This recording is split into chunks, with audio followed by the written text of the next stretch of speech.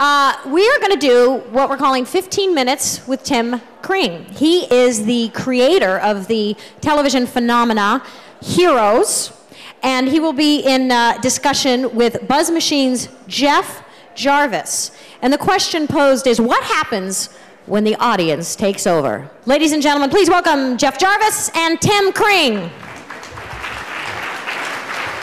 Hello. Hello, thank you. Hello, everybody. Hello, that's Tim, I'm Jeff. He's the creative one. So, Tim, Heroes blew a lot of minds because it was so different and such strange TV. But what fascinates me is how it wasn't just the storylines that were different, it was the way you made the show entirely and the way you treated media that was different. Tell a little bit about how Heroes was transmedia, as you put it.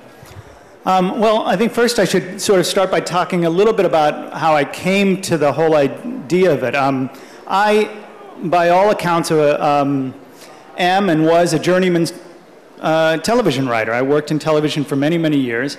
And my particular thought of how to create content was to write it, produce it, push it out into the world. And 2 or 3 months later, when the audience actually watched it, the only response that you actually would get was from the Nielsen ratings, and that was it. And so, and you could really do nothing about what the audience felt about it. I mean, clearly you wanted them to like it, but the extent of your relationship with them was really at a very arm's length distance. And I started to see with the show that I had on the air for 6 seasons called Crossing Jordan, that we had this one-way street relationship. And so for the next show that I wanted to create, I was seeing that the audience was going like this all across the board. And I started to think that there had to be a way to reach the audience where they actually were. And you had new opportunities with the internet to do that. Exactly. But the idea was to create something where it was baked into the DNA from the very beginning, not as a shell that sort of rode over it. So the whole idea was to create a transmedia approach to the idea of an intellectual property like a television show. So give an example of how that worked in the plot and relationship of Heroes. Well, we had a tremendous amount of content that lived, not only lived online, but continued online, or continued in mobile, or continued in publishing.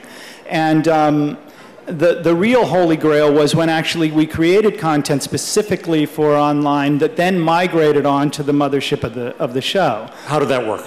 Well, we created, we ran the first thing that we actually did was a series of comic books that ran online with the show, so that every week you could watch the show, and a storyline that would continue on in a comic book. Well, we started creating characters in those comic books that then 2 and 3 and 4 months later would show up as characters that we'd cast actors, and they'd show up. And so for the people who'd been watching online who had been reading online, for them it was a tremendously exciting thing. For the general audience who wasn't, they didn't miss it. But for the people who had actually spent a couple of months investing in these characters, to see them migrate onto the mothership of the show was tremendously exciting. So in software terms, it's like they had the Easter egg. Yeah, it's exactly. hidden in there that only they knew was there, and right. they were the super fans. And this brings up the idea about the kind of fans that we had. There's a certain psychology, I think, to fandom that's sort of based on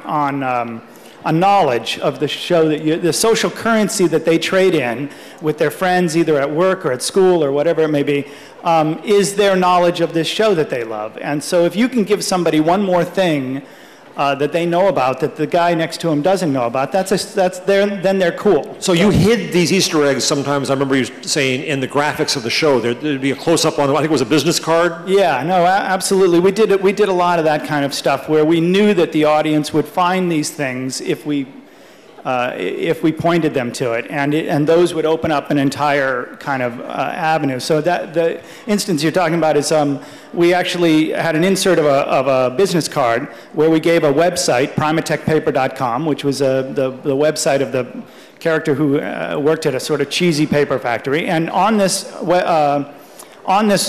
business card was this website, and we held on it for maybe 18 frames longer than you normally would on an insert, and we drove, I don't know how many hundreds of thousands, but it was a tremendous number of hits, unique hits to this website, where people then surfed around on what looked like a cheesy website for a paper factory, until you looked a little farther and you started to realize that you could take an employment test to see if you had what it takes to work for primatechpaper.com or Primatech Paper, and eventually you realized they were asking you whether you had superpowers. And in order to do this, you had to give them your email and text information and all that. So we then had a database of several 100,000 people to drive story to in another way. What did you do with that then?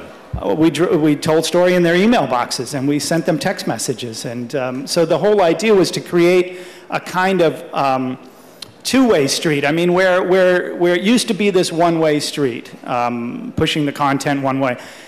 The feedback loop was non-existent, and now the feedback loop can be immediate with the audience. When you started, you were kind of, I sensed frustration in your voice when you said you make something and 2 to 3 months later someone sees it and then it's goodbye.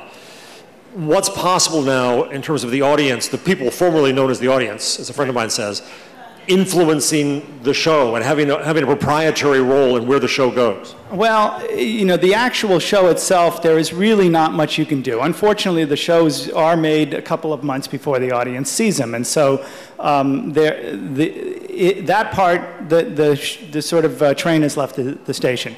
You can take bigger trends that the audience has over the course of a year or something like that, but for the most part, but it is this transmedia content. It is this extensions of the brand that you have this much shorter window with, that allows them to participate, to vote, to create fan fiction.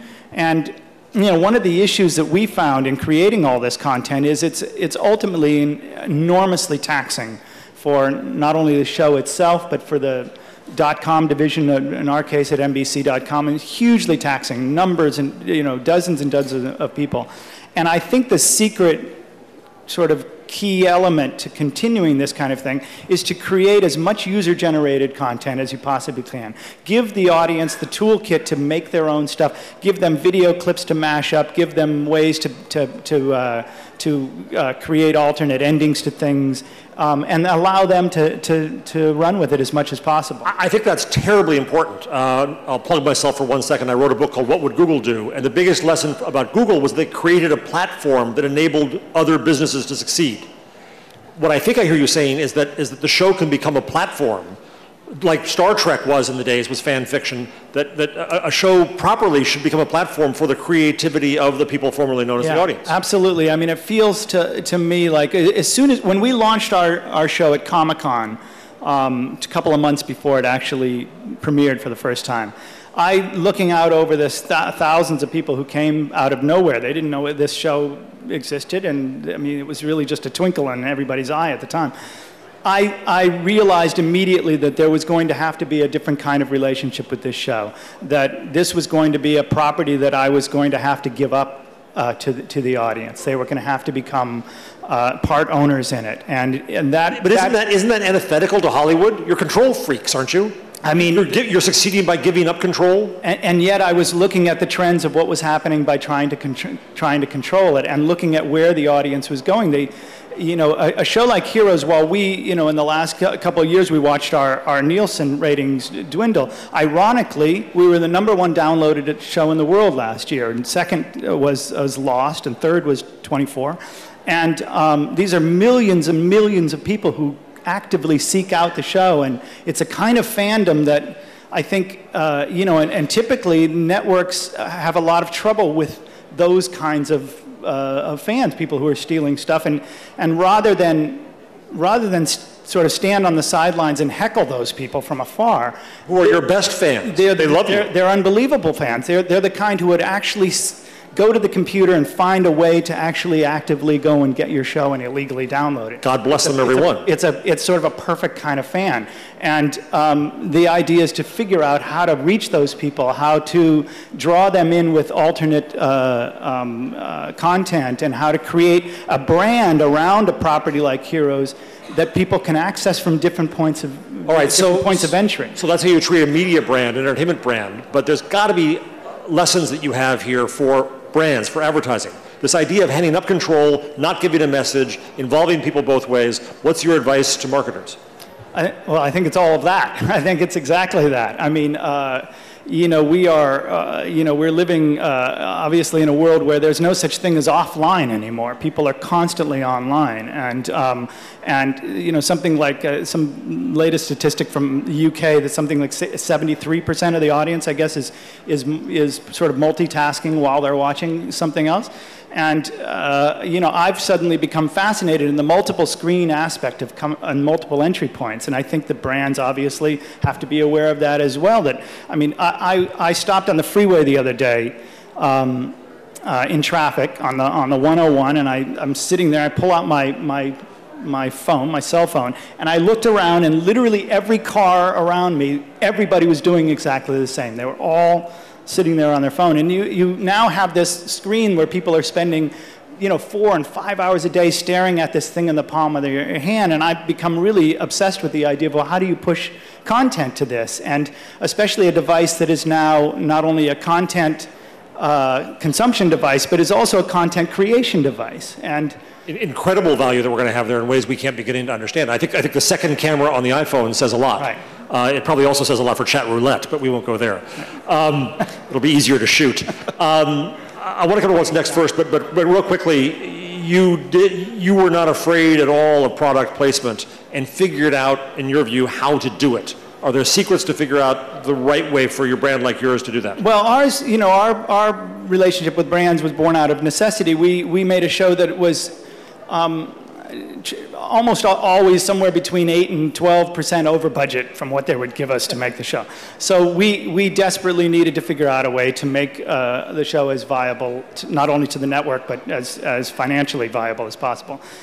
So we started the show with a relationship with Nissan, and it was really born out of the idea that I had a long pilot and wanted a single sponsor. And so it was an arranged marriage from NBC. I did not go out and seek this myself. And it turned out to be an early enough arranged marriage to be incredibly fruitful and incredibly enjoyable, not only for us as the writers, but I think really successful for Nissan. And what we did was they came to me and asked what I wanted, if I had any ideas. I was right in the middle of production, and I'd sort of forgotten that I was supposed to come up with an idea. And they said, well, tell us a little bit about the story. And I said, we have these characters that are doing this, and one character is doing that. We have this Japanese character who's coming from Tokyo, and he's lands in Los Angeles, and he needs to get to New York to stop this bomb from going off. And the woman from Nissan says to me, well, how is he going to get to New York? Wink. And I said, in a Nissan, actually. and that from that idea was born this product idea, this placement idea, where it was foretold in a comic book about the future that he needed to rent this particular car. And it became really fun for the writers to write, and really, I think, fun for the... And you could feed them. And so the point is that this early relationship developed into something really creative and really fun.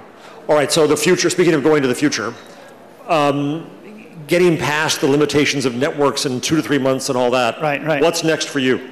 Well, I'm very interested in the whole idea of telling story across multiple platforms, and taking an idea and putting it at the center of the universe rather than a television show at the center. Taking an idea and putting it there and seeing how it extends across multiple platforms. So I've been involved in a project I've been working on for over a year now that is launching actually kind of now and next week or so. And it's an immersive, interactive narrative that takes place on mobile, on the internet, and actually on the streets. It's rolling out in London this summer for a month in London, where people can sort of involve themselves in a narrative while using both mobile and the internet to create a. Do they have an influence back on the narrative? Yeah, they absolutely. They actually. You actually become a part of the story, and by becoming a part of the story, you help to have real-world implications happen. There's a philanthropic underpinning to it, and real-world positive, implications happen because of your involvement. That seems to be the extension of what you're working on here, is the idea that you don't come out with this control freak narrative that you have, and here it is world. I think it's a lesson that I really learned, was just how powerful this relationship with an audience can be, and how this quick feedback loop can be used to your advantage, as opposed to the old way of looking at an audience as being sort of dumb and off in the. Is it scary? Yes, I mean they are. It's a double-edged sword, and they can anoint you very quickly and be surround you with a kind of protective shield very quickly, but they can also turn on you very quickly, and so that relationship becomes about how you communicate with them, and authenticity is really the most important part of it. I mean, there is this thin thread that connects you to your audience, and that thread is really a thread of authenticity, where the audience knows whether something is coming from you or not, and it can be severed by all sorts of sort of screw-ups and missteps, and so you really have to watch that everything that is pushed out to this audience comes from the creative forces of behind a show or property. The Clue Train Manifesto, the seminal work of the internet culture 10 years ago, said that markets are conversations are held by humans, and those voices are authentic. You're taking that now to entertainment, which is really pretty darn amazing, that you can take this creative medium and make it into a conversation. And I think that's probably the best message for a bunch of marketers, is that what they do too must be that kind of conversation, a real conversation. Right? Yes, absolutely. And again, authenticity is what speaks to the kind of fan that we developed. Authenticity is this huge measuring stick that they sort of whip out and measure everything up against how authentic it feels. So when should we look for the announcement about what's next? We actually have a press release coming in about a week, but it's a really exciting project underwritten by Nokia, and Nokia's been this extraordinary partner in allowing us to do this really audacious and kind of interesting transmedia and entertainment comes to the streets. Yeah. Tim, thank you very much. Thank you. Hey, 15 minutes, Tim Kring, Jeff Jarvis. What? High five. Don't let me hanging. Don't let me hang in. Thank you very much. Love that sassy vintage tie.